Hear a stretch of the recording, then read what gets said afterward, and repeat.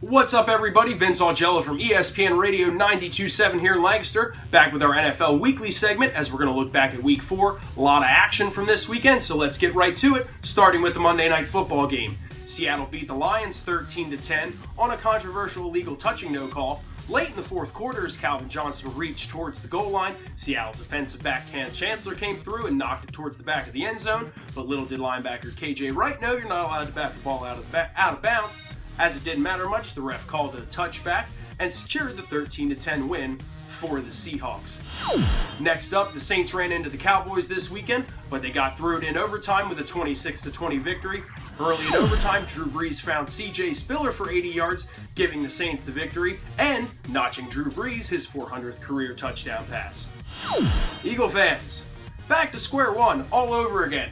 With your 23-20 loss to the Redskins over the weekend, bright spot, Sam Bradford had 3 touchdowns, but it didn't matter much, as Washington quarterback Kirk Cousins only had 1. With 26 seconds left in the fourth quarter, he found Pierre Garçon to give them the 23-20 lead and secure the victory.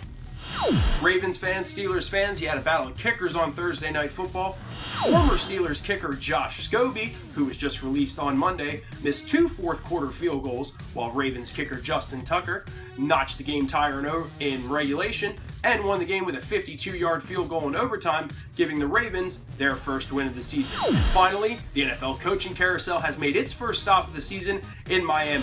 Joe Philbin has been canned as the Dolphins head coach with their 27-14 loss against the Jets in London. So, I hope he had an extra plane ticket, because I don't think he made it back on the team plane. And now my predictions for this week. Last week I went 2-3, not so hot, but I think I got some real winners for you this weekend. So here we go. I'm going to take the Bengals 27-17 over the Seahawks at home.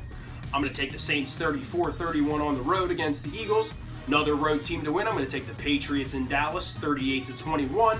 Steeler fans, unlucky this weekend. I'm going to take the Chargers 27-14 in San Diego.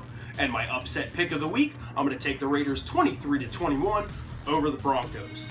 Looking at some college games for you, we got Northwestern taking on Michigan this weekend. Matchup of 2 top 25 teams. I'm going to take the Wildcats.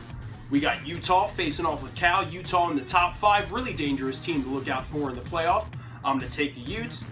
Penn State fans, you're not so lucky this weekend, as Indiana comes to town and hands you guys a loss, your second of the season in Happy Valley. And some fantasy players to look for you this weekend. San Diego Chargers tight end Antonio Gates returns from his 4-game suspension.